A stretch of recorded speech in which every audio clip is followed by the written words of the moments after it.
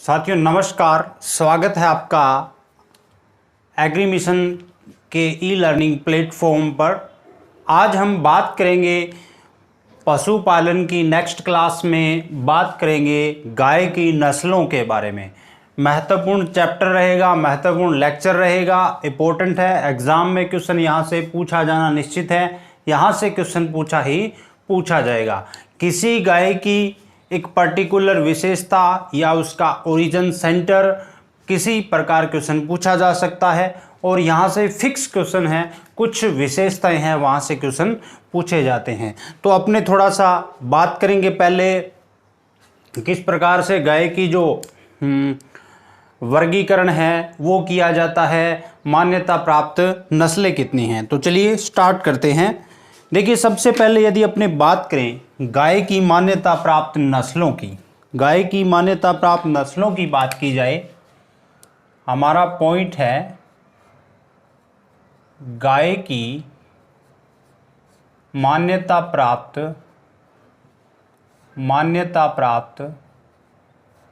नस्लें।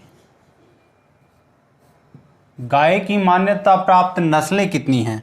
मैंने last class में भी आपको बताया था कि मान्यता प्राप्त नस्लें 41 या आप 40 मान सकते हो, क्योंकि national bureau of animal genetic resources है, उसने अपनी रिपोर्ट में एक जगह 41 भी रजिस्टर्ड ब्रीड का दे रखा है और एक जगह 40 मान्यता प्राप्त नस्लों की। लेकिन वर्तमान में टोटल और भी ब्रीड है वो रजिस्टर्ड हो चुकी है, टोटल 50 होगी, लेकिन अभी तक मान्यता प्राप्त नस्लें हैं वो कितनी है? 41 या 40 में से आपको ऑप्शन मिलेगा, वो आपको राइट आंसर करना है। National bureau of animal genetic resources की बात अपने लास्ट क्लास में कर ही चुके थे। ये कहाँ है? करनाल हरियाणा में। पहले बेंगलोर में स्थापित हुआ था, उसके बाद में ये 84 में बेंगलोर में, 85 में ये कहाँ गया? करनाल में आ गया। उसके बाद में क्या हुआ, जो दो आपको विभाग बताए थे उनको दोनों को मर्ज करके बना दिया गया national bureau of animal genetic resources, Karnal Haryana में जो वर्तमान में स्थित है। तो अब चलिए बात करें कि गाय के जो इनका क्लासिफिकेशन है किस प्रकार से। तो सबसे पहले बात करें कि जगत या जिसे किंगडम कहा जाता है, जगत कह सकते हो या किंगडम। तो किंगडम इनका कौन सा होता है? जानतव होता है। कौन सा होता है? किंगडम जानतव होता है, या कह सकते हैं एनिमेलिया बोल सकते हैं, एनिमेलिया किंगडम होता है। और विभाग होता है, जो विभाग बोलो या डिवीजन बोलो, विभाग या डिवीजन कौन सा होता है? विभाग या डिवीजन इनका बात करें कि कौन सा रहता है। देखिए, सबसे पहले अपने जगत की बात करते हैं। जगत इनका जानतव एनिमेलिया रहता है। यदि बात करें विभाग या डिवीजन की, विभाग या डिवीजन में क्या होगा? जो रज्जुकी रहता है। क्या रहता है? रज्जुकी या अंग्रेजी में कहते हैं इसे कोर्डेटा। अब देखो, कोर्डेटा का मतलब क्या है? कोर्डेटा वो होते हैं जिनमें रीढ़ की हड्डी पाई जाती है, रीढ़ धारी बोल सकते हो, यानी जिनमें रीढ़ की हड्डी पाई जाती है वो क्या होते हैं? कोर्डेटा होते हैं। उसके बाद में विभाग की बाद में अपने बात करेंगे वर्ग की, वर्ग या क्लास की बात करें कि वर्ग या इसका क्लास है वो कौन सा रहता है। यदि अपने वर्ग या क्लास की बात करें तो इसका जो वर्ग है वो स्तनधारी रहता है। क्लास कौन सी रहती है? इसकी स्तनधारी रहती है। तो क्लास में देखिए स्तनधारी यानी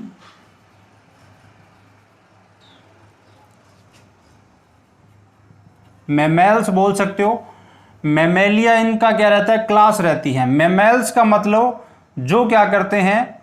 बच्चों को दूध पिलाते हैं। वो किसके अंतर्गत आते हैं? मैमेल्स के अंदर आते हैं। नेक्स्ट, वर्ग के बाद में अपने यदि बात करें कि इसका जो गण होता है, गण या जिसे ऑर्डर बोल सकते हैं, जिसे ओडर बोल सकते हैं, गण या ओडर होता है वो होता है ओडी ओडक्टिला। ओडी ओडक्टिला क्या होता है, इसका ओडर होता है या गण होता है। ओडी ओडक्टिला इसका क्या रहता है, गण होता है। ओडी ओडक्टिला क्या होता है, जिनमें क्या होते हैं, खुर पाए जाते हैं। जिनमें क्या पाए जाते हैं, खुर पाए जाते हैं। तो गाय के अंदर खुर पाए जाते हैं, तो ओडी ओडक्टिला क्या हो गया, इसका गण हो गया।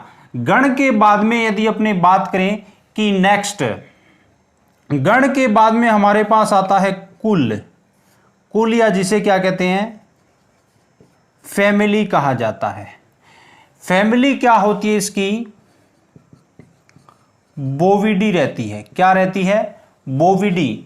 और बोविडी फैमिली में कौन से पशु आते हैं, जिनके सींग क्या होते हैं, सींग खोखले होते हैं। सींग क्या होते हैं, खोखले।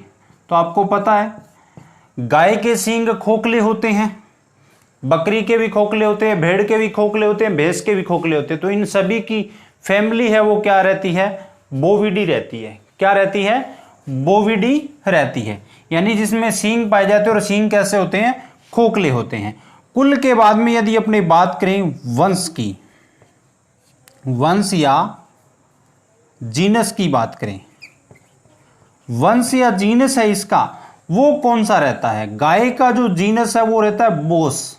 क्या रहता है, बोस रहता है। यानी 4 पैर वाले जो पशु है, 4 पैर, बोस का मतलब है 4 पैर, यानी 4 पैर वाले पशु किसके अंतर्गत आते हैं, जीनस कौन सा होता है, बोस होता है। बोस जीनस के अंतर्गत आते हैं। अब बात करते हैं इसकी जाति की बात करें, स्पीसीज की बात करें। जाति या इसकी जो स्पीसीज है वो कौन सी रहती है।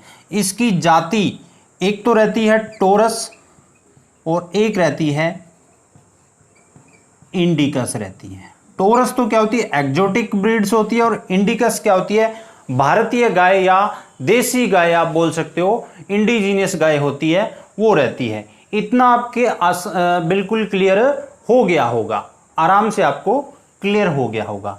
तो इधर आगे आपको मैं बता रहा हूं, गाय को 2 भागों में बांटा गया है।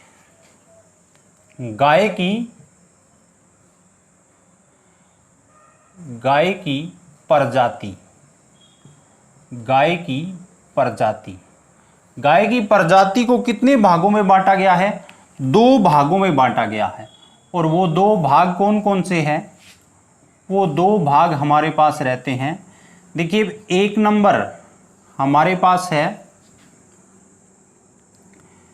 जिसे देसी गाय कहेंगे हम। क्या कहेंगे, देसी गाय, जिसे इंडिजीनियस ब्रीड कहेंगे, इंडिजीनियस ब्रीड कहा जाएगा। ठीक है। दूसरी हमारे पास कौन सी रहेगी, विदेशी गाय रहेगी। कौन सी रहेगी, विदेशी गाय रहेगी। विदेशी गाय या एक्जोटिक ब्रीड, एक्जोटिक ब्रीड रहेगी। विदेशी गाय या एक्जोटिक ब्रीड, यहां इंडिजीनियस ब्रीड या देसी गाय। इन दोनों में देखिए मेजर डिफरेंस क्या होता है। सिर्फ मेजर डिफरेंस की बात करेंगे तो इनमें दोनों में अंतर क्या रहता है। देखिए, इसमें क्या होता है, यह कुबड़ सहित होती है। कुबड़ का मतलब हम्प, देसी भाषा में आप बात कर सकते हो थुई, तो कह सकते हैं कुबड़ सहित होती है, यानी कुबड़ पाई जाती है देसी गाय में। विदेशी गाय में क्या होती है, कुबड़ नहीं पाई जाती, तो कह सकते हैं हम्पलेस या कुबड़ रहित। क्या कह सकते हैं, हम्पलेस होती है। क्या होती है, हम्पलेस होती है। वहीं गुणसूत्र की बात अपने पहले भी कर चुके हैं, अपने यहां भी बात गुणसूत्र की कर लेते हैं। गुणसूत्र होते हैं, इसमें 60 गुणसूत्र पाए जाते हैं। बकरी में भी कितने होते हैं, 60 गुणसूत्र पाए जाते हैं। अब देखिए, हम्प की बात करें कि हम्प क्या होता है। मैं यदि हम्प की बात करूं तो देखिए हम्प क्या होता है, जैसे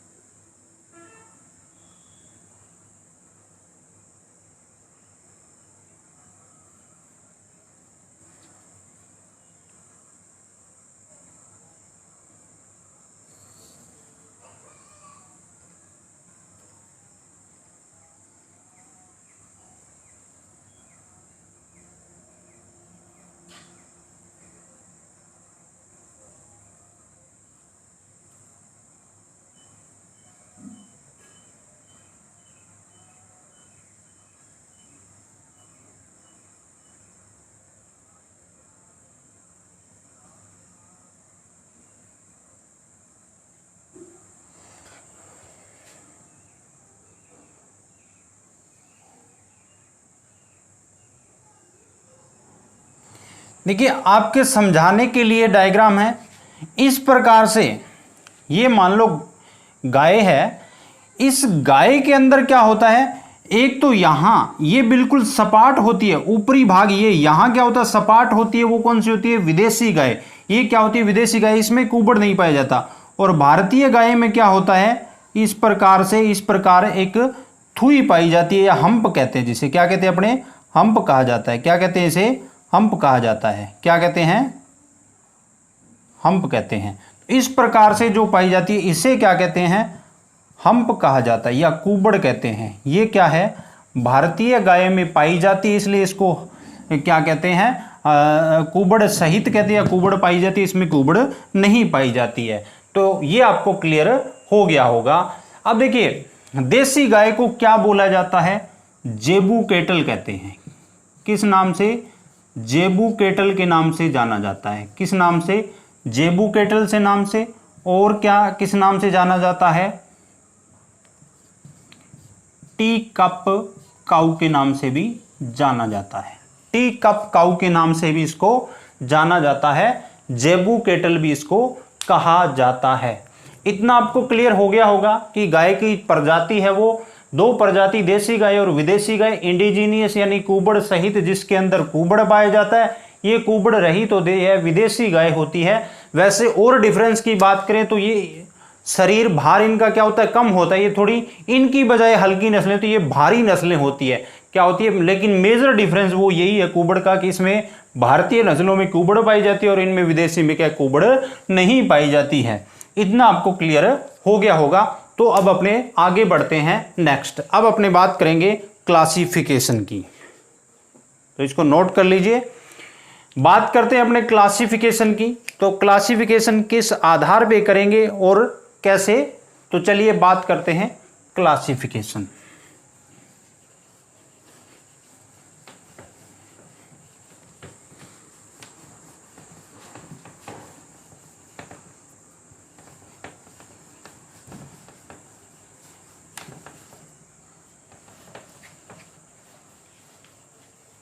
साथ ही साथ आपको वीडियो देखते चलना है, बिल्कुल अच्छे तरीके से एक एक चीज, एक एक कंसेप्ट क्लियर करते हुए चलना है। तो अब बात करते हैं हम क्लासिफिकेशन की। देखिए क्लासिफिकेशन किस आधार पे करेंगे, तो देखें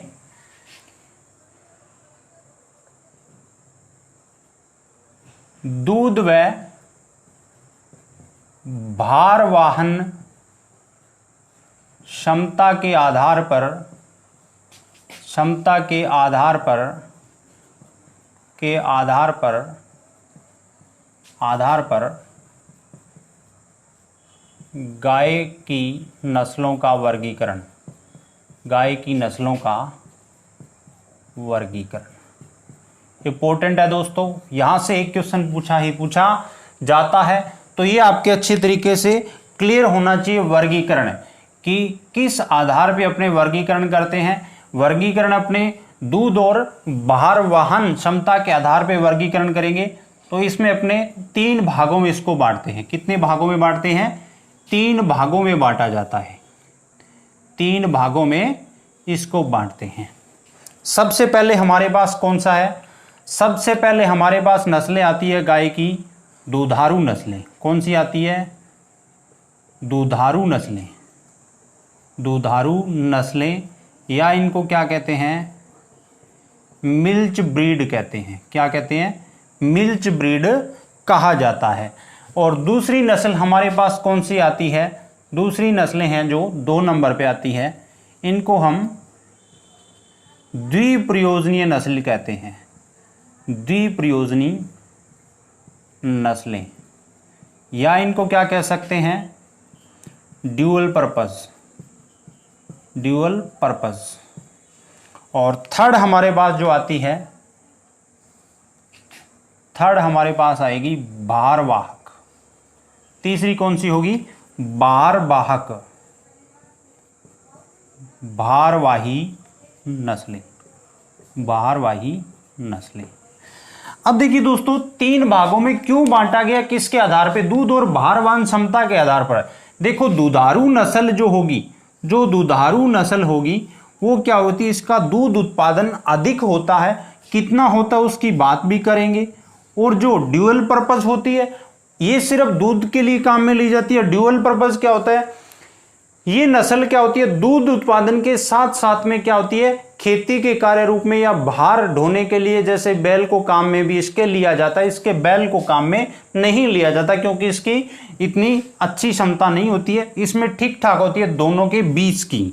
भारवाही की बात करें तो इनके दूध उत्पादन के लिए इनका उपयोग नहीं लिया जाता है आमतौर पर सामान्यतः, और इसका प्रयोग किसके लिए किया जाता है, सिर्फ भार ढोने के लिए। इसके बैल मजबूत होते हैं, उनका प्रयोग किया जाता है। अब इसका क्लासिफिकेशन किस प्रकार, दूध की मात्रा के आधार पर यदि देखें अपने, तो जो दुधारू नस्ल होती है, दुधारू नस्ल की बात करें तो इसका जो दूध उत्पादन होता है, इसका दूध उत्पादन होता है 1500 से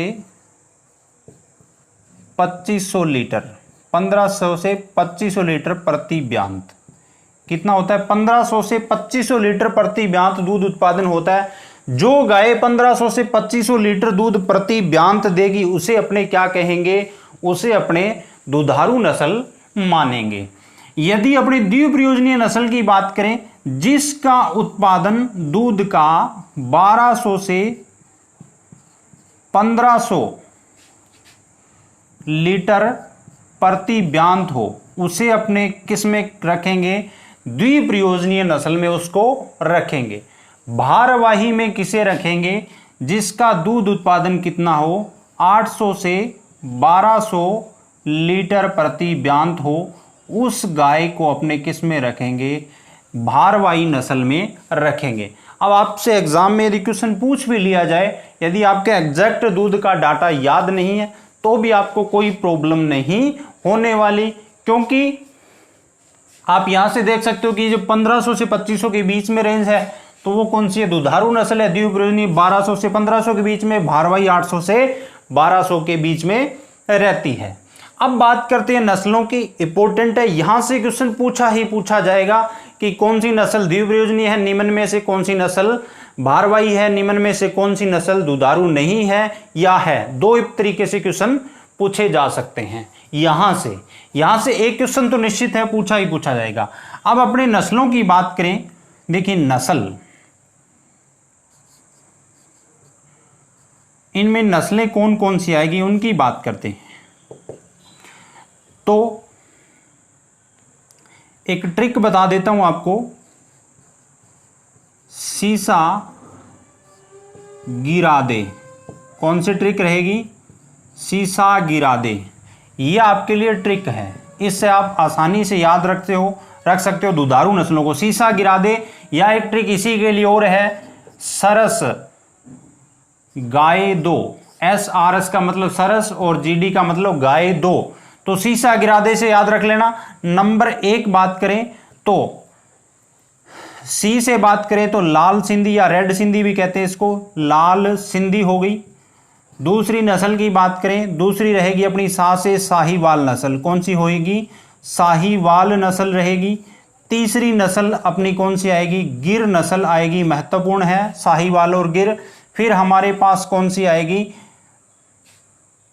राठी नस्ल आएगी, कौन सी आएगी, राठी नस्ल आएगी। नेक्स्ट हमारे पास नस्ल आएगी कौन सी, देवनी नस्ल आएगी, कौन सी नस्ल आएगी, देवनी नस्ल आएगी। ये सभी नस्लें कौन सी, दुधारू नस्लें रहती है, आपको याद रहना चाहिए। सीसा गिरा दे, बस इतनी लाइन याद रहनी चाहिए। ये दुधारू नस्लें लाल सिंधी, साहीवाल, गिर, राठी, देवनी।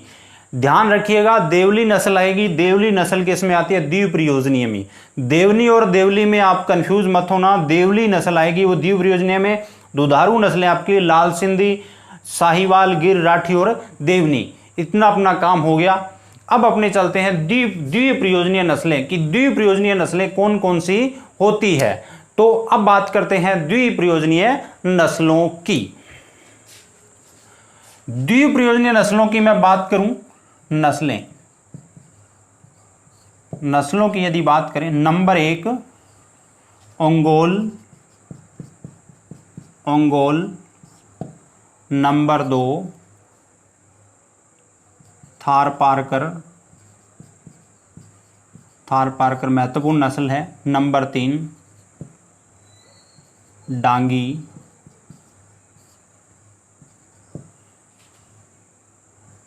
नंबर 4 कृष्णा वैली, इसी को कृष्णा घाटी कहा जाता है, इसी को क्या कहते हैं, कृष्णा घाटी कहा जाता है। नंबर 5 निमाड़ी, नंबर 6 कांकरेज,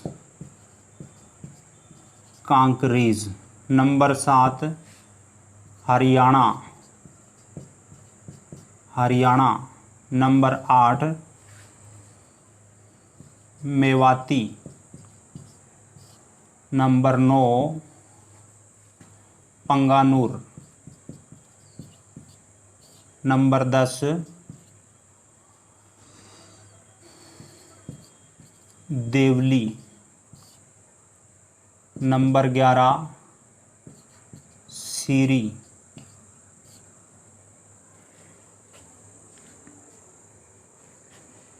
एक और रहती है यहाँ गावलाव रहती है। कौन सी रहती है, नंबर 12 गावलाव, गावलाव। यदि आपको नीचे नहीं दिखाई दे रहा है तो यहाँ पे 12 नंबर नस्ल लिख रहा हूँ, गावलाव। कौन सी नस्ल रहेगी, गावलाव नस्ल रहेगी।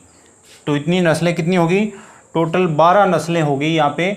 ओंगोल होगी, थारपारकर होगी, डांगी होगी, और कौन सी होगी आपके पास, कृष्णा वैली, निमाड़ी, कांकरेज, हरियाणा, मेवाती, पंगानूर, देवली, सीरी और गावलाव। इसके लिए आपको मैं एक ट्रिक बता देता हूँ, याद रखने में आपको इजी रहेगा। यहाँ इसकी ट्रिक लिख रहा हूँ मैं, इन नस्लों की ट्रिक, द्विप्रयोजनीय की ट्रिक यहाँ लिख रहा हूँ। ट्रिक देखिए क्या है, ओ थारो कृष्ण, ओ थारो डांगी कृष्ण, निकाह में पंगा करदेसी, ओ थारो कृष्ण निकाह में पंगा करदेसी। अब आपको बस ध्यान इतना रखना है कि इस कर का मतलब कुछ नहीं है, यहाँ कर का मतलब कुछ नहीं है।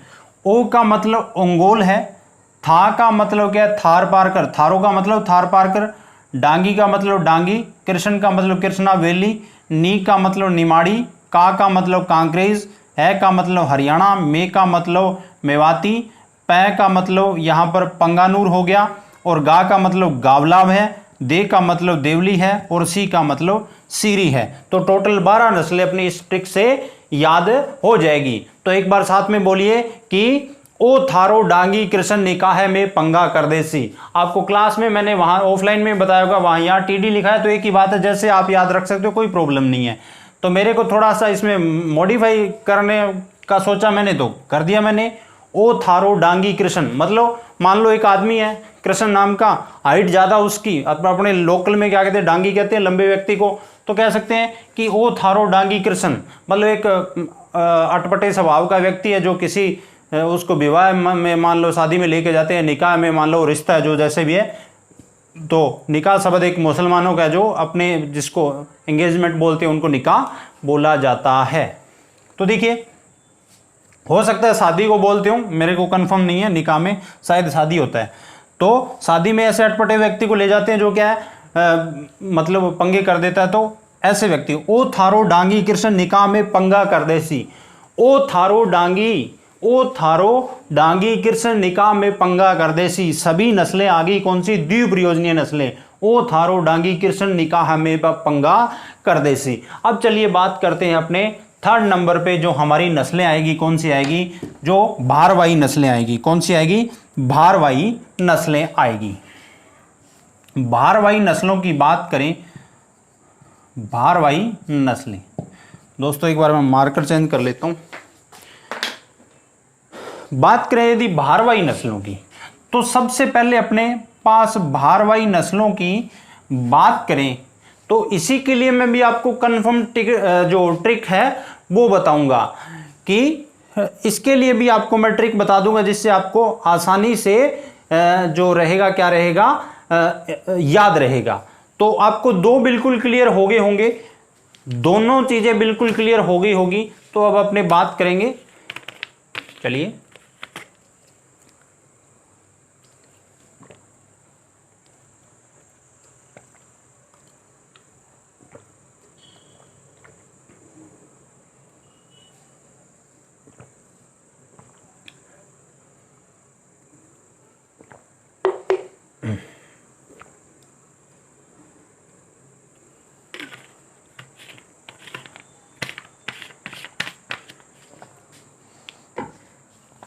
तो चलिए बात करते हैं भारवाही नस्लों की। तो सबसे पहले यदि बात करें अपने अमृत महल, दूसरी नस्ल अपने पास आती है वैचूर, तीसरी नस्ल हमारे पास आती है बरगुर, उसके बाद में नस्ल आती है हमारे पास पंवार, नेक्स्ट नस्ल आती है हमारे पास खैरीगढ़, नंबर 6 खिल्लारी या खिलाड़ी भी कहते हैं इसको, खिल्लारी बोल सकते हैं, खिलाड़ी बोल सकते हैं। नेक्स्ट हमारे पास है केनकत्था, नेक्स्ट हमारे पास है कंगायम, नेक्स्ट नस्ल है हमारे पास नागौरी,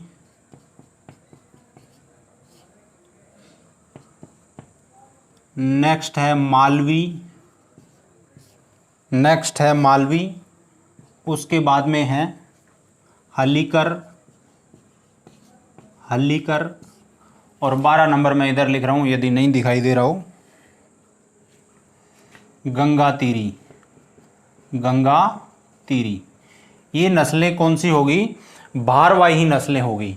इसके लिए भी मैं आपको ट्रिक बता देता हूँ, इधर लिख रहा हूँ ट्रिक देखिए,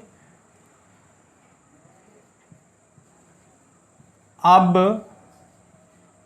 पीके नागौरी मस्त है जी, ये आपके लिए ट्रिक रहेगी। और भी ट्रिक बता सकता हूं मैं, यदि आप चाहो तो कोई सी भी याद रख सकते हो।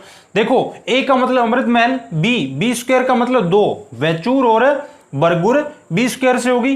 पी के 4 का मतलब, पी का मतलब पंवार, के का मतलब खैरीगढ़, के से स्पेलिंग स्टार्ट होती है, खिलाड़ी की के से होती है। इसके अलावा केनकत्था भी के से, और कंगायम भी के से, नागौरी हो गया, फिर उसके बाद में मालवी हो गया, उसके बाद में एच से हलीकर हो गया, जी से गंगातीरी हो गया। एक ट्रिक और भी आपको बता देता हूं, देखिए उसमें क्या है, मान लो कुछ टीम है,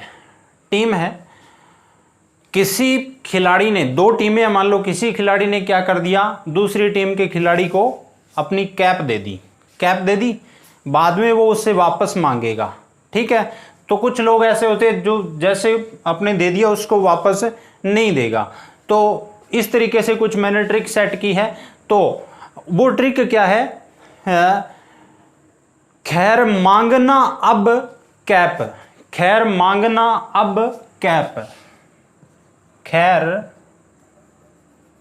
क्या लिख रहा हूं, खैर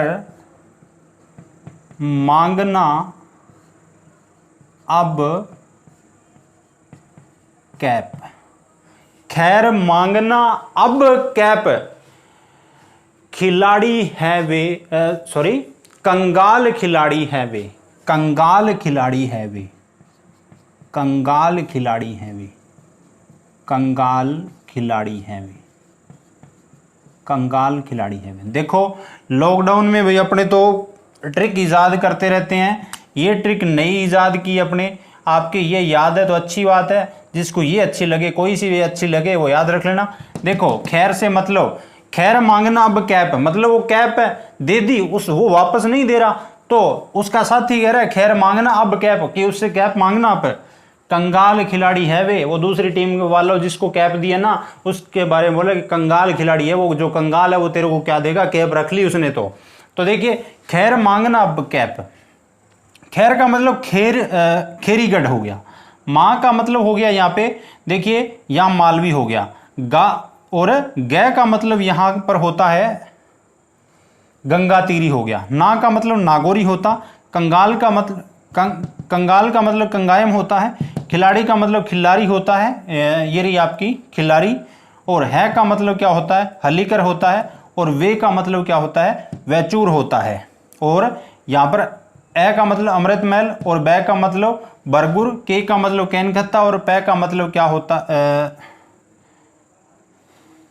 केप का मतलब क्या हो गया, केनकत्था, और पै का मतलब हो गया पंवार हो गया। दोबारा बता रहा हूँ, खेर का मतलब खेरीगढ़, माँ का मतलब मालवी हो गया, गै का मतलब गंगा तीरी हो गया, ना का मतलब नागौरी, ए का अमृत महल, बै का बरगुर, के का केनकत्ता, पै का पंवार हो गया, कंगाल का कंगायम हो गया, खिलाड़ी का खिल्लारी हो गया, है का हलीकर हो गया, वे का वैचूर हो गया। जिस जो ट्रिक आपको अच्छी लगे उससे याद रखो। तो मेरे हिसाब से 12 होगी, 12 ये होगी 24, 24 और 5 कितनी होगी, 29 नस्लें आपको एकदम अच्छे से याद हो गई होगी। किसी तरीके से कोई प्रॉब्लम नहीं होनी चाहिए आपको एग्जाम में। यहाँ से क्वेश्चन आए तो आपको बिल्कुल चुटकियों का खेल है जिससे आप आसानी से कर सकते हो।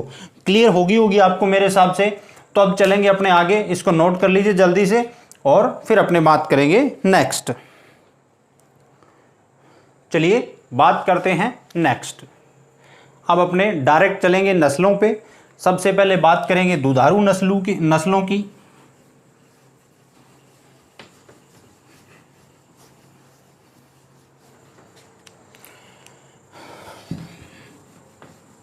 देखिए दोस्तों, आप बिल्कुल एक एक चीज कंसेप्ट क्लियर करते हुए चलोगे, एक एक चीज आपके अच्छे तरीके से याद होती चलेगी, कोई कहीं प्रॉब्लम आने वाली नहीं है, किसी प्रकार से कोई प्रॉब्लम नहीं आएगी। बहुत इजी सब्जेक्ट है एनिमल हस्बेंड्री, छोटा सा सिलेबस है, 20 क्वेश्चन आने यहाँ से निश्चित है।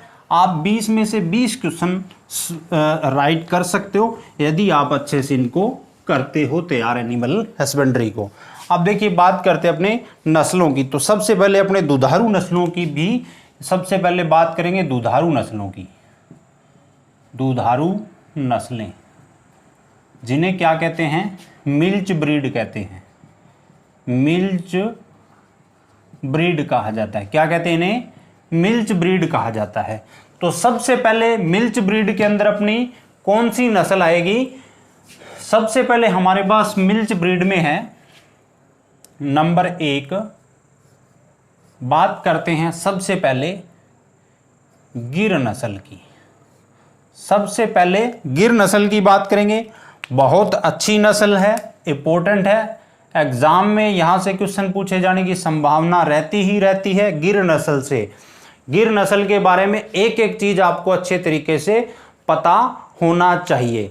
गिर नस्ल से हर एग्जाम में कहीं न कहीं कभी न कभी क्वेश्चन जरूर पूछा जाता है, तो इसके बारे में आपको चीजें क्लियर होनी चाहिए। चलिए अब बात करते हैं इसके ओरिजिन पैलेस की। सबसे पहले बात करें जो इसका ओरिजिन पैलेस है, उत्पत्ति की बात करें, इसकी उत्पत्ति कहां हुई है, काठियावाड़ के गिर जंगल। गिर गुजरात में क्या है, गिर जंगल है काठियावाड़ क्षेत्र में, गुजरात। तो इसकी उत्पत्ति कहां मानी जाती है, काठियावाड़ के जो गिर जंगल है उसी जंगलों के नाम पे इसका नाम क्या पड़ गया, गिर नाम इसका पड़ गया। अब बात करते हैं कि इस नस्ल के और नाम क्या है, उपनाम की बात करें कि इन नस्ल के उपनाम क्या है। उपनाम क्या है, उपनाम की बात करें तो इसको क्या कहते हैं, अजमेरी भी कहा जाता है। अजमेरी क्यों कहते हैं, क्योंकि राजस्थान में अजमेर में अच्छी खासी पाई जाती है, और अजमेर में इसको रेंडा भी कहा जाता है, रेंडा या रेंडी भी कहते हैं। और इसका नाम काठियावाड़ी भी होता है क्योंकि ये उत्पत्ति स्थल इसका काठियावाड़ है, काठियावाड़ी बोल दिया। और क्या बोलेंगे, इसको देसान बोल देते हैं, देसान बोल देते हैं, और इसको सोरठी बोल देते हैं, और इसको क्या बोलते हैं, बधावरी भी बोलते हैं। एक बधावरी भैंस की नस्ल है, सूरती भी बोलते हैं। दो नाम इसके भैंस की नस्लों पे हैं, उपनाम है इसके, सूरती भी बोल देते हैं। और उसको क्या, एक इसको भोडली भी बोला जाता है, भोडली या भोडली भी बोला जाता है, ये उसके लोकल नेम है।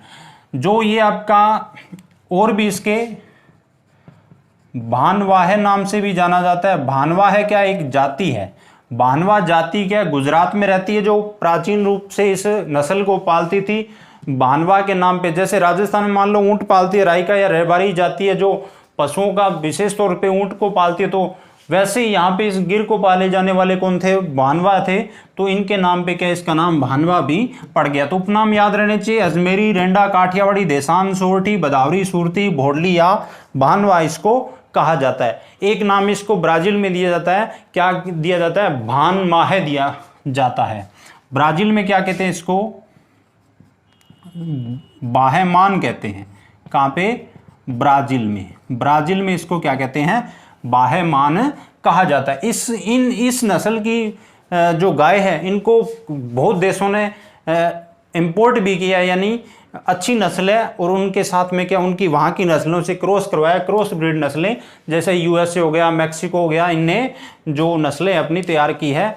जैसे एक ब्रह्मा नस्ल तैयार की है उन्होंने, जो ये जैसे ये भामान है, वो मिलता जुलता नाम है, कोई यूएसए में नस्ल विकसित किया उन्होंने, अच्छी खासा उसका प्रोडक्शन होता है। अब देखो बात करें अपने नेक्स्ट कि इसकी विशेषताएं क्या होती है। चलिए बात करते हैं विशेषताओं पे। विशेषताएं बिल्कुल अच्छे तरीके से एक एक कंसेप्ट आपको मैं क्लियर करूंगा। विशेषताओं में सबसे पहले देखें तो इसका ललाट उभरा हुआ, ललाट उभरा हुआ, ललाट उभरा हुआ होता है, या कह सकते हैं उत्तलाकार। कैसा होता है, उत्तलाकार या कॉन्वेक्स कह सकते हैं। क्या कहते हैं, उत्तलाकार को कॉन्वेक्स, कॉन्वेक्स बोनी शेप कहा जाता है। उत्तलाकार माथा होता है, ललाट बोल दो या माथा बोल दो, एक ही बात है। जैसे इसका माथा क्या होता है,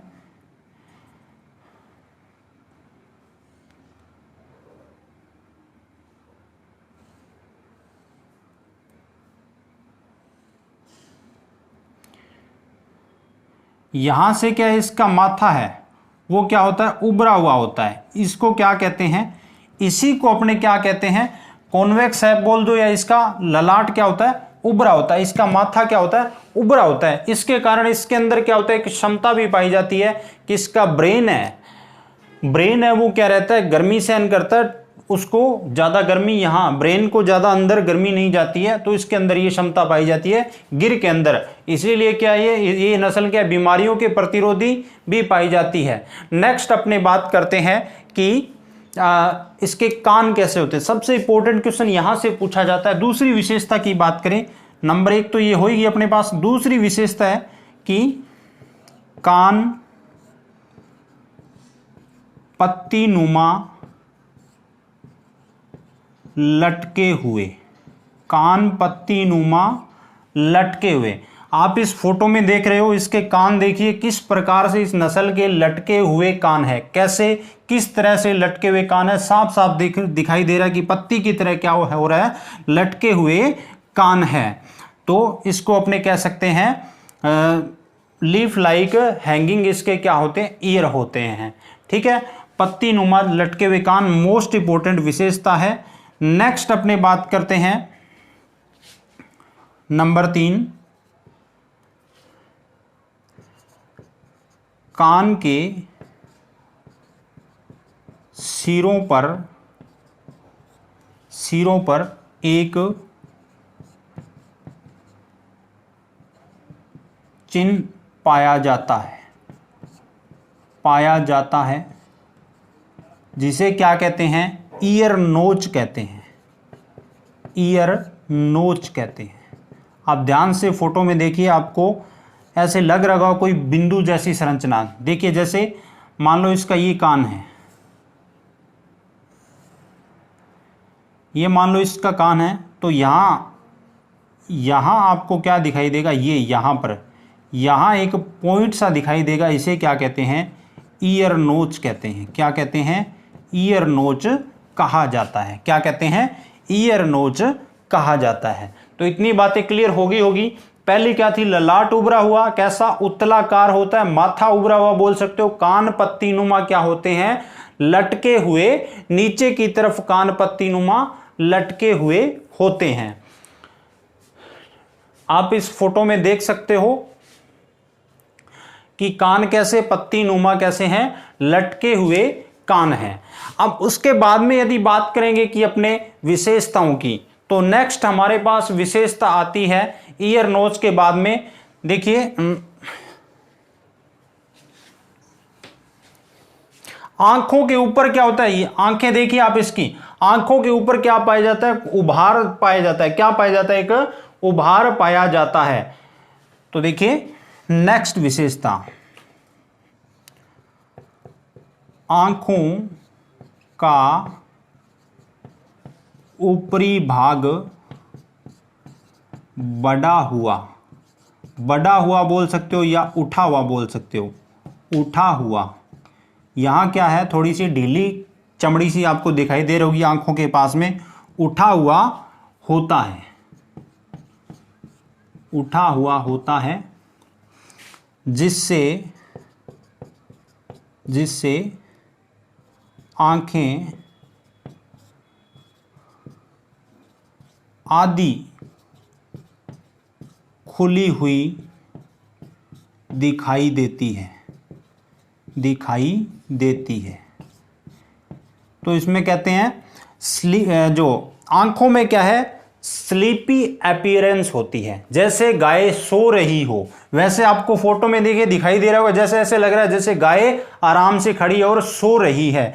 इसीलिए इसको क्या है, आंखें आधी बंद होती है या नजरें झुकी हुई होती है, मान लो, तो क्या होता है, इसको शर्मीली नस्ल कहा जाता है। क्या कहते हैं, शर्मीली नस्ल कहते हैं। शर्मीली नस्ल कहा जाता है। क्या कहते हैं इसको, इंपॉर्टेंट है, शर्मीली नस्ल या साई ब्रीड। गाय की साई ब्रीड पूछ ले किसे कहते हैं, तो किसको कहा जाता है, इसको कहा जाता है गिर नस्ल को क्या कहते हैं, साई ब्रीड कहा जाता है। अब देखिए नेक्स्ट बात करते हैं, बात करेंगे सींगों की। सींग पीछे की तरफ मुड़कर पीछे की तरफ मुड़कर ऊपर की ओर घुमावदार बोल दो या वक्राकार बोल दो। तो इसके कैसे होते हैं सींग, अपने को कैसे दिखाई देते हैं, इसके सींग अपने को दिखाई देते हैं जैसे फोटो में देखिए आप, ये क्या, इसके माथे के नीचे से सींग स्टार्ट होते हैं और पीछे की ओर उसके बाद में ऊपर की तरफ होते हैं। कैसे दिखाई देते हैं, अर्धचंद्राकार सींग दिखाई देते हैं। कैसे, अर्धचंद्राकार सींग, या जिसको क्या कहते हैं, half moon appearance, half moon appearance या अर्धचंद्राकार सींग किसके होते हैं, गाय के गिर नस्ल के अर्धचंद्राकार सींग होते हैं। अब देखिए इसकी जो पूंछ होती है वो कैसी होती है, इसकी पूंछ होती है वो चाबुक नुमा होती है। नंबर 6 की बात करें, पूंछ कैसी होती है, चाबुक नुमा। चाबुक क्या होता है, हंटर होता है। चाबुक नुमा और जमीन से स्पर्श करती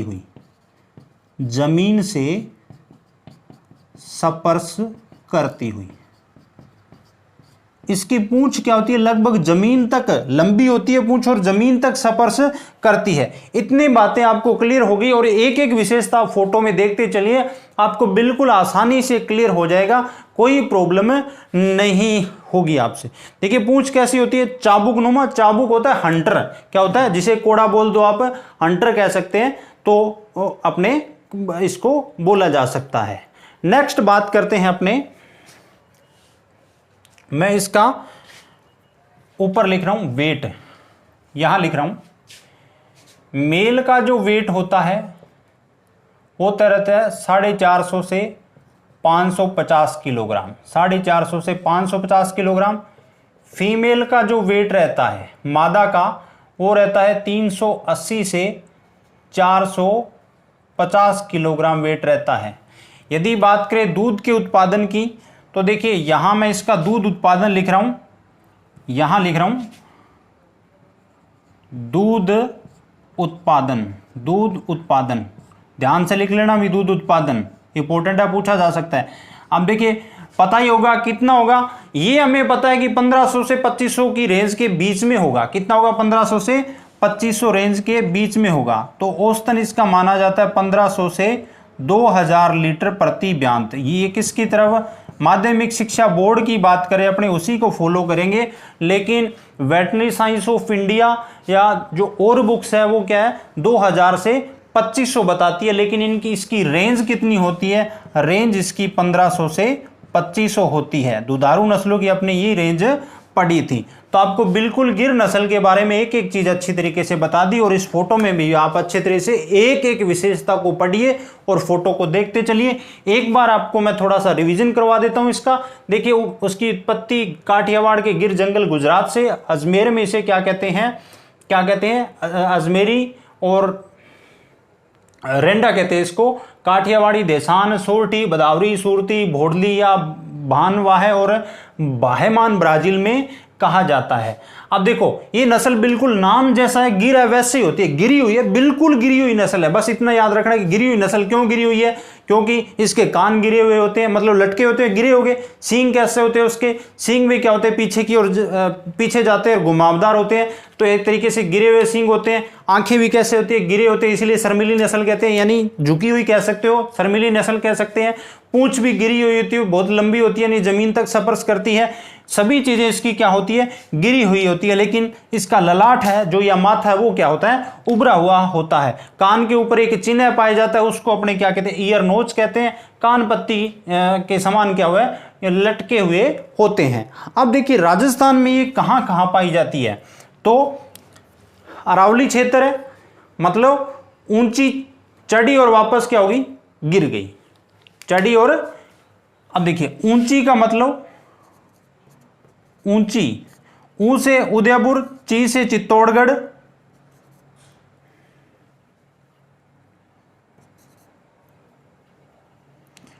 ऊंची चढ़ी और गिर गई। ऊ से क्या हो गया? उदयपुर और चित्तौड़गढ़, चित्तौड़गढ़। और भीलवाड़ा और अजमेर की अपने बात कर ही चुके हैं। भीलवाड़ा और अजमेर में भी ये नस्ल पाई जाती है, यानी उदयपुर और चित्तौड़गढ़, भीलवाड़ा और अजमेर में ये नस्ल पाई जाती है। आपको इतना क्लियर हो गया? मैंने बिल्कुल आपको एक एक चीज इसके बारे में बिल्कुल बता दी, इससे बाहर कोई क्वेश्चन आपसे नहीं पूछा जाएगा। तो चलिए अब नेक्स्ट बात करें, अपने अगली नस्ल की बात करेंगे। नेक्स्ट अपने अगली नस्ल की बात करेंगे। 2 नंबर नस्ल आती है हमारे पास साहीवाल।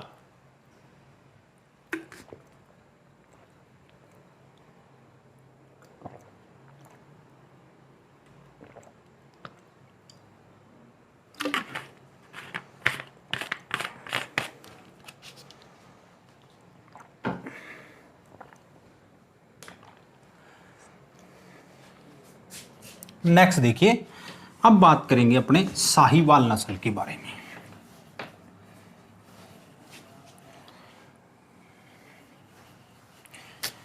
पहले अपने दुधारू नस्लों की बात कर रहे हैं, गिर हो चुकी है अपनी। गिर के बाद में अपने बात करते हैं साहीवाल नस्ल की। देखिए साहीवाल नस्ल है नंबर 2 हमारे पास। दुधारू नस्ल कौन सी है? साहीवाल, साहीवाल, साहीवाल नस्ल है। बहुत अच्छी नस्ल है, बहुत अच्छी नस्ल है। देखिए सबसे पहले ओरिजिन पहले इसकी बात करें, उत्पत्ति साहीवाल नस्ल की क्या हुई है? मोंटगोमरी, पाकिस्तान, मोंटगोमरी स्थान है पाकिस्तान में, वहां इसकी उत्पत्ति मानी जाती है। अब बात करें इसके उपनाम की, उपनाम की बात करें तो इसको क्या कहा जाता है, और इसको लोला कहा जाता है। सबसे इंपॉर्टेंट है, लोला क्यों कहते हैं? ढीली त्वचा के कारण। इसकी त्वचा होती है वो ढीली होती है, आप फोटो में आसानी से देख सकते हो, ढीली त्वचा होती है, इसीलिए इसको किस नाम से जाना जाता है? लोला के नाम से जाना जाता है। और इसको क्या कहते हैं? मोंटगोमरी भी कहते हैं। क्या कहते हैं? मोंटगोमरी के नाम से भी इसको जाना जाता है। इसको मुल्तानी भी कहा जाता है, मुल्तानी भी बोला जाता है, मुल्तानी बोल दिया। और इसको तेली भी बोला जाता है। और क्या कहते हैं? लंबी बार भी कहते हैं। क्या कहते हैं? लंबी बार कहते हैं। ये इसके उपनाम है। लोला सबसे इंपॉर्टेंट है। लोला इसको क्यों कहा जाता है? ढीली त्वचा के कारण इसको लोला कहते हैं। मोंटगोमरी इसका उत्पत्ति स्थान है, इसलिए मोंटगोमरी नाम पड़ गया। मुल्तान क्या है? मुल्तान जिला है जो, उसमें मोंटगोमरी स्थान है तो मुल्तानी कह दिया। तेली भी कहते हैं और लंबी बार भी इसको कहा जाता है। इतनी बातें आपको क्लियर हो गई होगी उपनामों के बारे में। आपको नेक्स्ट अपने बात करेंगे कि इसका वितरण क्षेत्र कौन सा है। वितरण क्षेत्र में यदि बात करें, देखिए वितरण क्षेत्र, वितरण बात करें पाकिस्तान में तो है ही है, लेकिन अपने सिर्फ बात करेंगे भारत या राजस्थान की, तो ये पंजाब में इसके देखिए मुख्यतः पंजाब में ही पाई जाती है। और पंजाब में कहाँ? जो हमारे राजस्थान से टच करते हुए जिले, एक तो आपका फाजिल्का, एक फाजिल्का और दूसरा कौन सा है? मुक्तसर है। कौन सा है? फाजिल्का और मुक्तसर।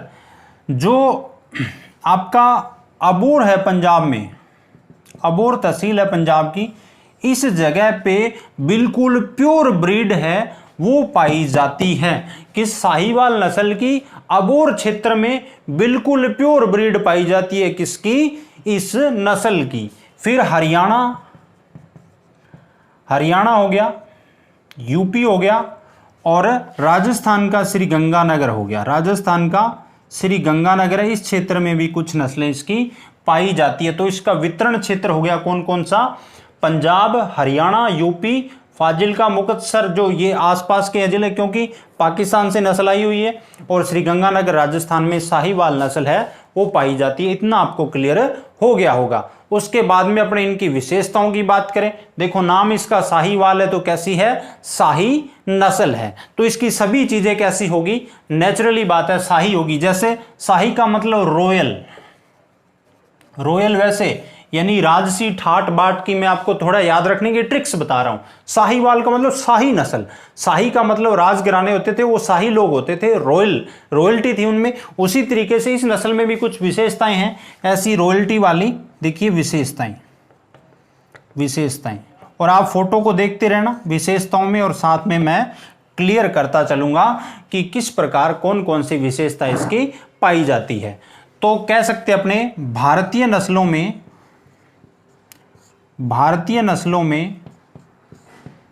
सर्वश्रेष्ठ दुधारू नस्ल, सर्वश्रेष्ठ दुधारू नस्ल भारतीय नस्लों में क्या होती है? सर्वश्रेष्ठ दुधारू नस्ल है। नेक्स्ट, दूध में सर्वाधिक लैक्टोज पाया जाता है, सर्वाधिक लैक्टोज पाया जाता है। लैक्टोज पाया जाएगा, शर्करा एक प्रकार की, तो दूध इसका क्या होता है? सबसे मीठा होता है। सबसे मीठा दूध पूछ ले कौन सी गाय का होता है, तो किसका होता है? साहीवाल गाय का होता है। किसका होता है? साहीवाल गाय का सबसे मीठा दूध है वो होता है। और भारतीय नस्लों में सर्वाधिक दूध उत्पादन या जो सर्वाधिक दुधारू नस्ल है वो कौन सी है? यही है। अब बात करते हैं रंग की बात करें। देखिए रंग भी कैसे होगा इसका? रोन कलर बोलते हैं, रोन कलर। अब देखिए रोन क्या होता है? एक तरीके से रॉयल कलर होता है। रोन ब्राउन, भूरा प्लस ब्लैक का क्या होता है? मिक्सचर होता है। क्या होता है? अपने कह सकते हैं लाल व सॉरी हल्का हल्का लाल भी होता है, हल्का लाल व भूरे व काले का मिश्रण इसको रोन कलर कहा जाता है। ब्लैक और ब्राउन और ब्लैक कलर का मिक्सचर होता है उसे रोन कलर। रोन से आप रॉयल मतलब क्या होता है, ब्राउन और ब्लैक कलर का क्या होता है, मिक्सचर होता है, जिसको अपने चॉकलेटी कलर। अब देखो चॉकलेट कौन खाते हैं, मतलब शाही लोग ही खाते हैं चॉकलेट। शाही का मतलब ये है जो गरीब तबके के लोग हैं उनके बच्चे चॉकलेट नहीं खाते हैं। चॉकलेट जिनकी सिचुएशन ठीक होती है उनके शाम को घर पे क्या आती है, चॉकलेट आती है। तो एक तरीके से मैं उनकी बात कर रहा हूँ, बिल्कुल निचले तबके के कुछ लोगों को तो 2 टाइम का खाना भी जो उस खाने की भी मोहताज है उनको नहीं प्राप्त होती। तो चॉकलेटी का मतलब कह सकते हैं अपने, इसका रंग कैसा हो गया, चॉकलेटी हो गया। कैसा हो गया, शाही नस्ल है तो कैसा रंग हो गया, चॉकलेटी भी आपसे पूछा जा सकता है। कैसा रंग होता है, चॉकलेटी इसका कलर होता है। इतनी बातें आपको क्लियर हो गई होगी। अब देखिए एक और विशेषता महत्वपूर्ण, इसकी आंखों पर सफेद वलय पाया जाता है। इसकी आंखों पर सफेद वलय पाया जाता है। ये मान लो आप कि ये चश्मा गॉगल्स लगा के रखती है, चश्मा लगा के रखती है इस प्रकार से। ये गाय क्या करती है, रॉयल है तो भी क्या करेगी, रॉयल नस्ल है तो चश्मा तो लगा के रखेगी। तो कह सकते हैं आंखों पर सफेद वलय पाई जाती है, सफेद व्हाइट रिंग होती है। कैसी होती है, व्हाइट रिंग। ये मान लो चश्मा लगा के रहती है, रॉयल्टी दिखाती है नस्ल, क्या दिखाती है, रॉयल्टी दिखाती है। तो क्या होते हैं, सफेद वलय इसके ऊपर पाया जाता है। फिर अपने बात करें इसके कान कैसे होते हैं। देखिए कान इसके क्या होते हैं, कान मध्यम होते हैं और कानों पे क्या होते हैं, इसके बाल पाए जाते हैं। कान मध्यम और कानों पर बाल, कान मध्यम व कानों पर बाल, कानों पर बाल। कान कैसे हो गए इसके, मध्यम आकार के, न ज्यादा छोटे होते हैं न ज्यादा बड़े होते हैं। किस प्रकार के होते हैं, मध्यम प्रकार के इसके कान होते हैं। कानों पर क्या होते हैं, बाल पाए जाते हैं। अब देखिए नेक्स्ट अपने इसकी कुछ और महत्वपूर्ण बातें करें तो देखिए कि इसके सींग कैसे होते हैं, या शरीर कैसा होता है, या इसकी पूंछ कैसी होती है। तो उसमें कुछ खास इतना है नहीं। सींग क्या होते हैं, सींग छोटे और मोटे होते हैं। अब छोटे और मोटे का मतलब सींग छोटे व मोटे, जिन्हें क्या कहते हैं, स्टंपी कहते हैं। स्टंपी हॉर्न पाए जाते हैं, स्टंपी हॉर्न, स्टंपी टाइप सींग पाए जाते हैं। मतलब क्या होता है, सींग रहते तो छोटे हैं लेकिन वैसे मोटाई उनकी ज्यादा होती है। इसको क्या कहते हैं, स्टंपी टाइप हॉर्न कहा जाता है। क्या कहते हैं, स्टंपी टाइप हॉर्न कहा जाता है। अब देखिए इसकी जो पूंछ होती है वो लंबी होती है। क्या होती है, नेक्स्ट विशेषता की बात करूं मैं, पूंछ लंबी, शरीर भारी, पैर छोटे। पैर क्या होते हैं, छोटे होते हैं। पैर थोड़े छोटे होते हैं इस नस्ल के। इतनी आप फोटो में देख सकते हो। इसके जो गुण हैं उनको आप फोटो के साथ याद करते चलिए, एक एक चीज आपको क्लियर होती चली जाएगी। अब इसके पैर क्या होते हैं, छोटी होती है। और शरीर क्या होता है, त्वचा कैसी होती है, ढीली। इसके जिक्र अपने पहले भी की थी, त्वचा ढीली होती है, इसीलिए इसको क्या कहते हैं, लोला नस्ल के नाम से जाना जाता है। अब बात करते हैं दूध उत्पादन की, कि इसका दूध का उत्पादन कितना होता है। दूध उत्पादन इसका दूध उत्पादन अपने बात की थी, रॉयल थी, भारतीय नस्लों में सर्वाधिक दुधारू नस्ल या सर्वाधिक दूध उत्पादन इसका होता है। तो कितना होगा, सर्वाधिक है तो सबसे ज्यादा होगा, 2700 से 3100 लीटर प्रति ब्यांत। 2700 से 3100 लीटर प्रति ब्यांत होता है। कितना होता है, 2700 से 3100 लीटर प्रति ब्यांत क्या होता है, इसका दूध होता है। यहां तक आपको दिखाई दे रहा होगा। ठीक है। नेक्स्ट, इसके बाद में अपने इस नस्ल के बारे में कुछ और खास बचता नहीं है, तो अब चलेंगे अपने नेक्स्ट नस्ल के बारे में बात करेंगे। उससे पहले आपको मैं एक बार रिवीजन करवा देता हूँ, कोई खास बात नहीं है। साहिवाल मान के चलना शाही नस्ल है। उत्पत्ति स्थान मोंटगोमरी पाकिस्तान है। लोला कहते हैं ढीली तवज्जो के कारण उपनाम है इसका। मोंटगोमरी, मुल्तानी, तेली, लंबी बार, और इसमें वितरण क्षेत्र में पंजाब है, हरियाणा है, यूपी है, राजस्थान का गंगानगर जिला है, फाजिलका और मुक्तसर में विशेष तौर पे अबोर क्षेत्र में क्या है इसकी प्योर नस्लें पाई जाती है। विशेषताओं में बात करें, भारतीय नस्लों में सबसे ज्यादा दूध उत्पादन आपको मैंने बता दिया 2700 से 3100 लीटर प्रति ब्यात इसका दूध उत्पादन होता है। दूध में सर्वाधिक लैक्टोज पाया जाता है। लैक्टोज के कारण ही क्या होता है इसे दुग्धम कहते हैं, सबसे मीठा होता है, शर्करा ही होती है एक तरीके से। रंग इसका रोन कलर, ब्राउन और ब्लैक होता है। हल्का लाल व भूरे का मिश्रण चॉकलेटी कलर आप कह सकते हो। इसकी आंखों पर सफेद वलय पाया जाता है, तो कह सकते हैं चश्मा लगाए रखते हैं, यानी क्या होता है एक व्हाइट रिंग पाई जाती है। कान मध्यम और कानों पे क्या होते हैं बाल होते हैं। सींग छोटे और मोटे यानी स्टम्पी टाइप इसके सींग होते हैं। पूंछ लंबी होती है।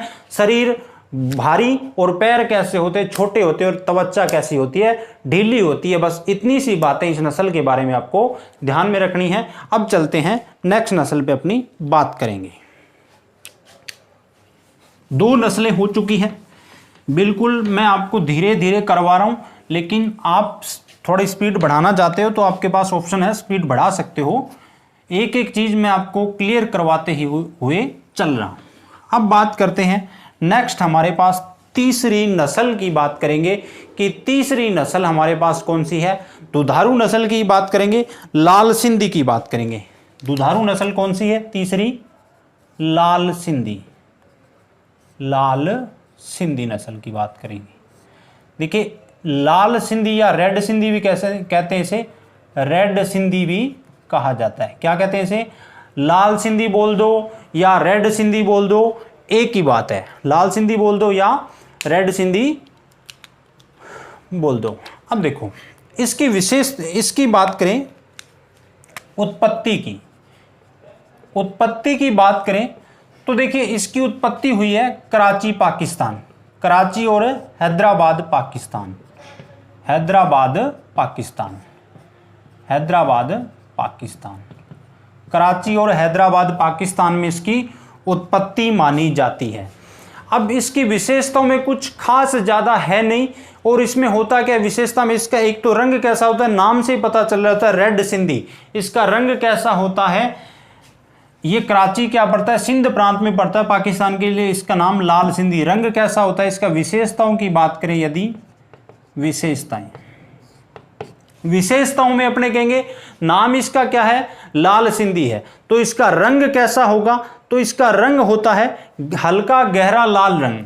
हल्का गहरा लाल रंग। तो आपको रंग याद करने की आवश्यकता नहीं है, नाम से अपने को पता चल रहा है।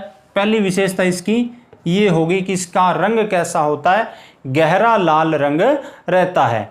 तो इसके नंबर 2 विशेषता है, कभी कभी क्या होता है, कभी कभी चेहरे पर धारियां पाई जाती हैं। चेहरे पर धारियां पाई जाती हैं। जरूरी नहीं है कि प्रत्येक नस्ल में हो, सभी नस्लों में नहीं पाई जाती। किन्हीं किन्हीं नस्लों में क्या है, धारियां पाई जाती है चेहरे पर और शरीर पर। चेहरे और इसके अलावा क्या होती है, शरीर पर भी हो सकती है। चेहरे और शरीर पर क्या होती है, धारियां पाई जा सकती है इस नस्ल में। फिर बात करें कि इसका जो सींग कैसे होते हैं। सींग क्या होते हैं, इसके मोटे सींग होते हैं। क्या होते हैं, मोटे सींग होते हैं। नेक्स्ट बात करें, सींग मोटे, ऊपर की तरफ उभार लिए हुए, ऊपर की तरफ उभार लिए हुए। नेक्स्ट गल कंबल यानी ड्यूलप, गल कंबल व कुबड़ सुविकसित। गल कंबल व कुबड़ सुविकसित होती है। इसकी गल कंबल क्या, गले के नीचे जो एक तरीके से इसको ड्यूलेप कंबल कहते हैं, तो वो क्या होती है, सुविकसित होती है। इसको लाल सिंधी नस्ल की बात करें, अपने किसकी बात कर रहे हैं, लाल सिंधी नस्ल की। इतनी सी विशेषताएं हैं। और क्या होते हैं, इसको क्या है, जो राजकीय डेयरी फार्म है उन पे पाला जाता है। क्यों पाला जाता है, क्योंकि ये नस्ल है, ये आपके लुप्त होने की कगार पे, इसकी बहुत कम संख्या बची है, तो राजकीय फार्मों पे पाला जाता है, राजकीय फार्मों पर पाला जाता है, राजकीय फार्मों पर पाला जाता है।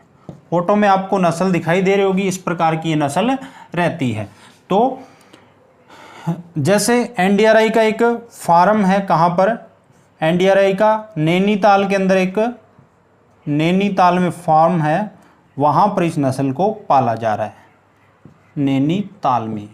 ये हमारे जो घरों के अंदर देखने को नस्ल आमतौर पर नहीं मिलती है, और ये नस्ल थी आपकी कौन सी, लाल सिंधी। बात कर ले दूध उत्पादन किसकी, तो दूध का उत्पादन, दुधारू नस्ल है तो आपको पता है कितना होगा, इसका होता है लगभग 1500 लीटर दूध उत्पादन इसका औसतन होता है प्रति ब्यांत। इतनी बातें आपको क्लियर हो गई होगी। उत्पत्ति स्थान इंपॉर्टेंट है, क्या होता है, कराची और हैदराबाद सिंध प्रांत का क्षेत्र है पाकिस्तान का, वो उसका उत्पत्ति स्थान रहता है। फिर बात करें कि ये भारत में कहाँ पाई जाती है, भारत में इसकी बात करें तो किसी विशेष स्थान पे नहीं, या नैनीताल में एनडीआरआई में, वहाँ उसको फार्म में पाला जाता है। रंग हल्का गहरा लाल नाम से पता चल रहा है। कभी कभी चेहरे और शरीर पे क्या धारियां हो सकती है, सींग मोटे ऊपर की तरफ उभार लिए होते हैं, गल कंबर और कुबड़ क्या होती है, विकसित होती है।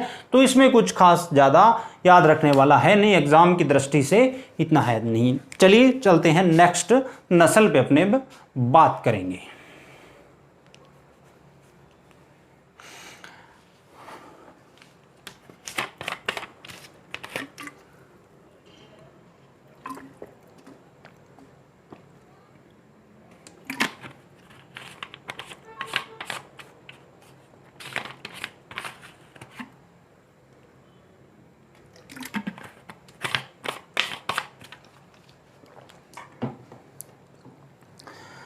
चलिए बात करते हैं नेक्स्ट।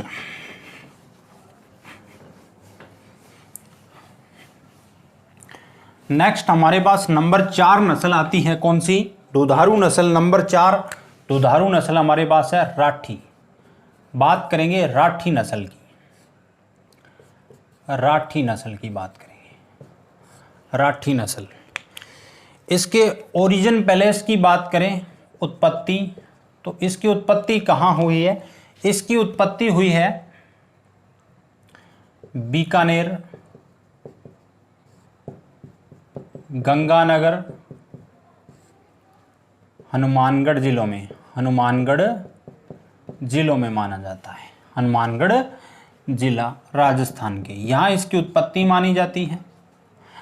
और बात करें इसकी विशेषताओं की, कुछ और बातें, इसको क्या कहते हैं, राजस्थान की कामधेनु कहा जाता है, राजस्थान की कामधेनु कहा जाता है, राजस्थान की कामधेनु। अब राजस्थान की कामधेनु क्यों कहते हैं इसको, देखिए ये बिल्कुल सरल स्वभाव की होती है, क्या होती है, बिल्कुल सरल स्वभाव की होती है, तो इसलिए इसको राजस्थान की कामधेनु कहा जाता है। वैसे कामधेनु एक क्या थी, ऋषि की गाय थी, जो जिससे मांगते थे वो उसको दे देती थी, लेकिन इसको क्या कहते हैं, सरल स्वभाव के कारण होने के कारण इसको क्या कहते हैं, राजस्थान की कामधेनु इसे कहा जाता है। क्योंकि शरीर भी इसका सुडौल होता है, और शरीर भी क्या होता है, शरीर सुडौल, और स्वभाव क्या होता है इसका, सरल होता है, स्वभाव सरल होता है, तो इसे राजस्थान की कामधेनु कहा जाता है। राजस्थान में सर्वाधिक, राजस्थान में सर्वाधिक अनुसंधान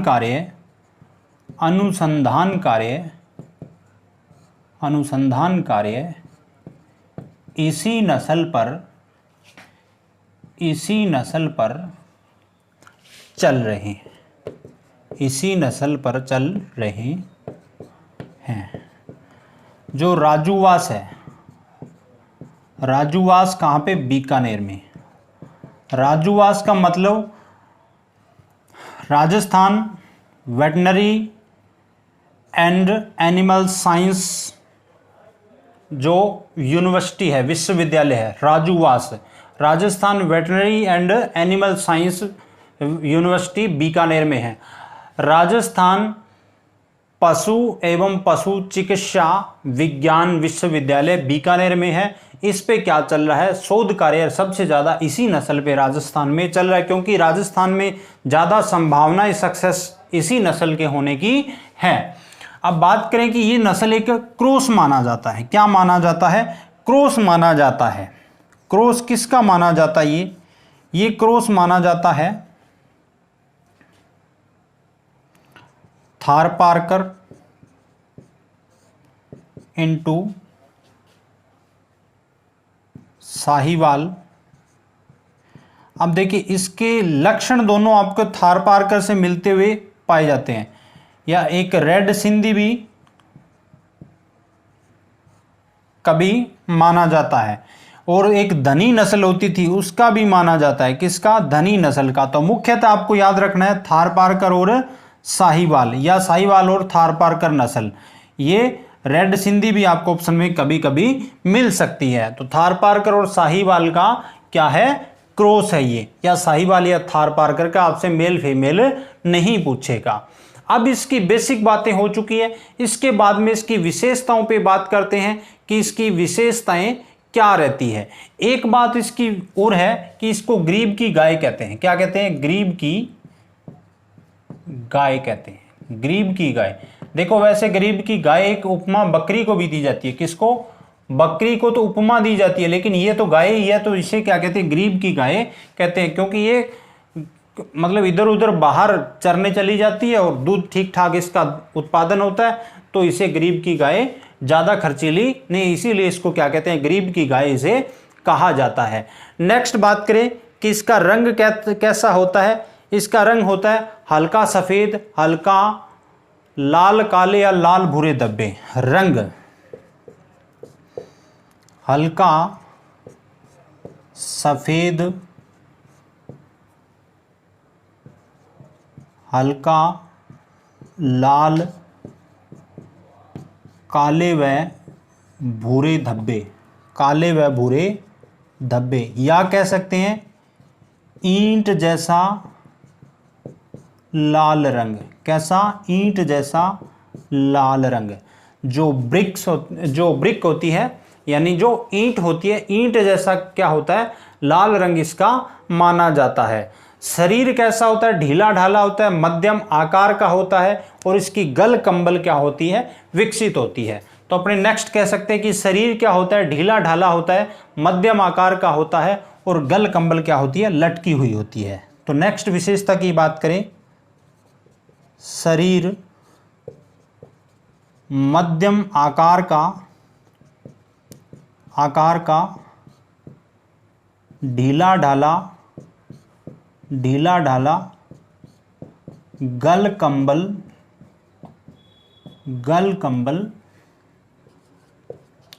लटकी हुई। गल कंबल फोटो में आप देख सकते हो। शरीर क्या होता है इसका, मध्यम होता है, मध्यम आकार का ढीला ढाला होता है, और गल कंबल क्या होता है, लटकी हुई होती है। और पूंछ क्या होती है इसकी, लंबी होती है, लंबी पूंछ होती है। अभी तक हमने जितनी नस्लों की बात की उन्हीं सभी की पूंछ क्या थी, लंबी थी। देखिए दोस्तों, मैं इधर लिख देता हूं थोड़ा सा। राठी के बारे में अपने बात कर रहे थे। देखिए राठी नस्ल है, जो राठी नस्ल की जो पूंछ होती है, पूंछ की अपने बात कर रहे थे। पूंछ का क्या होता है, जो स्विच होता है, स्विच का मतलब जो अंतिम पॉइंट होता है ना,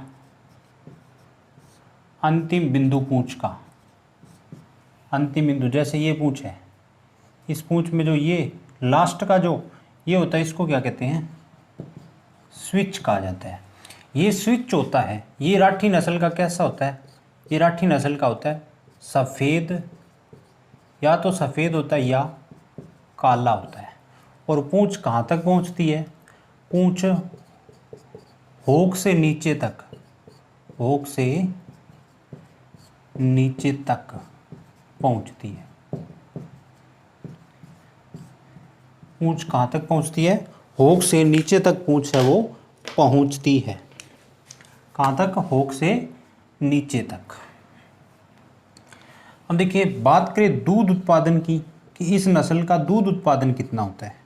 ये नस्ल क्या ठीक ठाक है, वैसे इसको रखा जाता है दुधारू नस्ल में, लेकिन वास्तव में इसका दूध प्रोडक्शन देखिए कितना है, 1200 से 1500 लीटर प्रति ब्यांत। तो आपके हिसाब से किसके अंदर आनी चाहिए? ये नस्ल आनी तो चाहिए द्विप्रयोजनीय, क्योंकि आपने पढ़ा था 1200 से 15 किसका होता है? द्विप्रयोजनीय का। लेकिन हमारी बोर्ड ने, जो बोर्ड ऑफ सेकेंडरी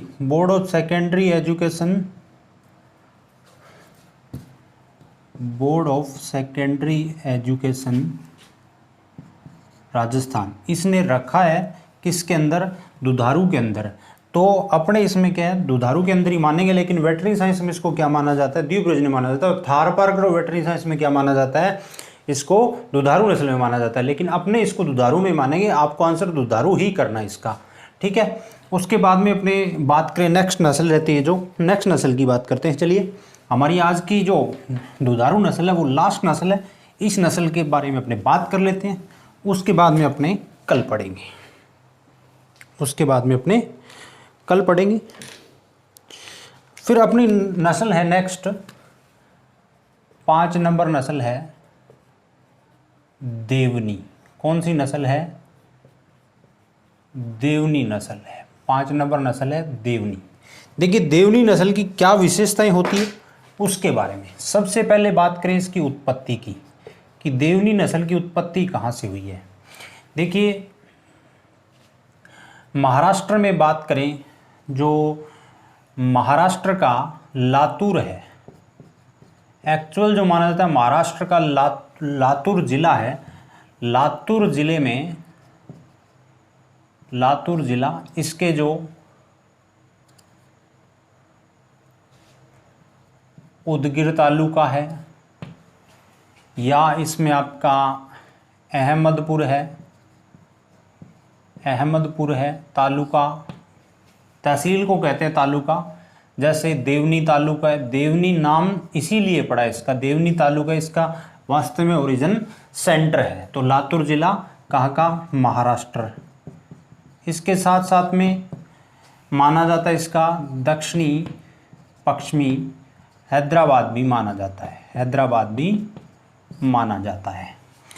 फिर अपने बात करें कि देवनी के उपनाम क्या होते हैं। इसके उपनाम क्या होते हैं? देखिए, इसको डोंगर पट्टी भी कहा जाता है। क्या कहते हैं? डोंगर पट्टी भी कहते हैं, डोंगरी भी कहा जाता है।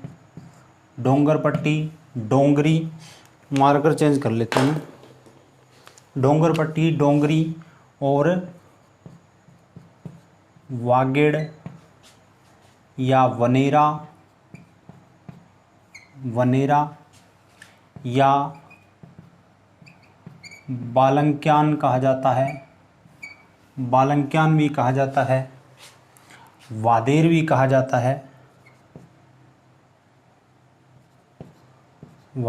कहा जाता है, या इसे बॉम्बे ऑफ कैटल भी कहते हैं। बॉम्बे ऑफ कैटल, क्या कहते हैं? बॉम्बे ऑफ कैटल भी कहा जाता है। देखिए, इसको बॉम्बे ऑफ कैटल भी कहते हैं। अब कुछ बात सुनिए इसके बारे में। ये माना जाता है, इसके महत्वपूर्ण पॉइंट ये है कि इसकी उत्पत्ति है वो किससे मानी जाती है? गिर नस्ल से मानी जाती है। किससे? यह नस्ल गिर नस्ल से उत्पन्न मानी जाती है।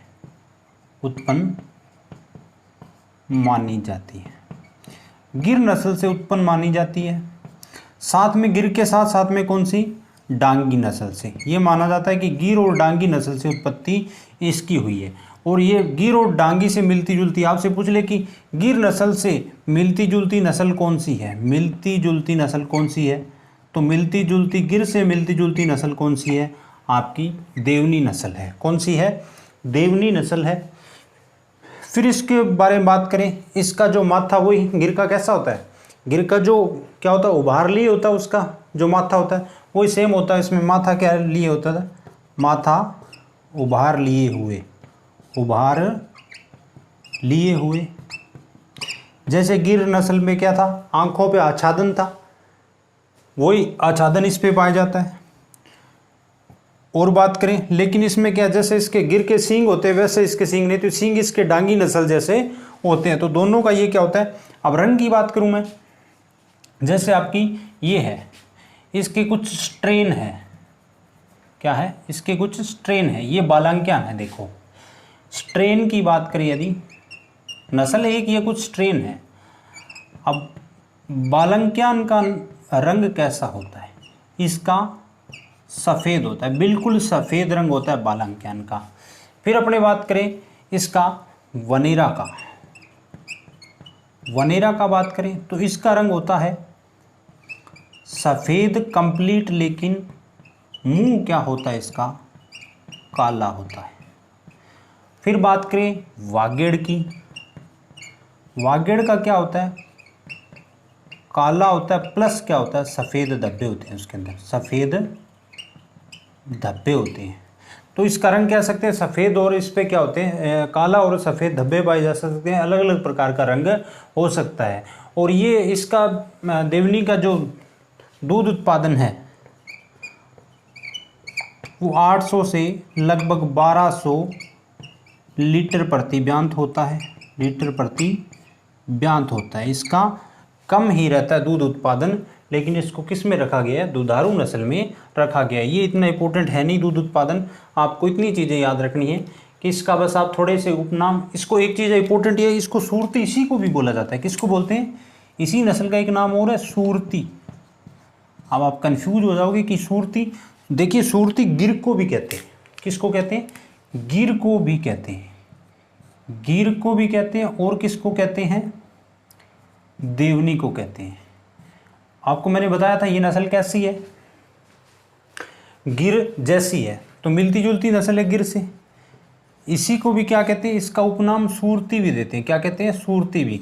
और ये NBAGR ये खुद बोलता है कि इसको भी सूरती कहते हैं और गिर को भी सूरती कहते हैं। यदि बाय द वे आपके ऑप्शन में गिर नहीं हो और ये पूछे कि निम्न में से किस गाय को सूरती के नाम से जाना जाता है, तो किसको जानते हैं, देवनी को जाना जाता है। तो दोस्तों आज के लिए इतना ही। अच्छे तरीके से पढ़ते रहिए, एक एक चीज़ को कवर करते रहिए, नोट्स अच्छे तरीके से मेंटेन करके रखिए। और मैंने बिल्कुल आराम से एक एक चीज़ें आपकी क्लियर की है। कोई भी डाउट हो तो आप पोस्ट कर सकते हो टेलीग्राम पे, अन्यथा आप इस जो एप्लीकेशन है इस पर आप कर सकते हो। आज के लिए इतने, कल मिलेंगे अपने नेक्स्ट क्लास में, द्विव प्रयोजनीय नस्लों के बारे में बात करेंगे। इतना आपको अच्छे से कवर कर लेना और याद कर लेना है। और तो आज के लिए इतना ही। जय हिंद, जय Bharat, bye bye, take care.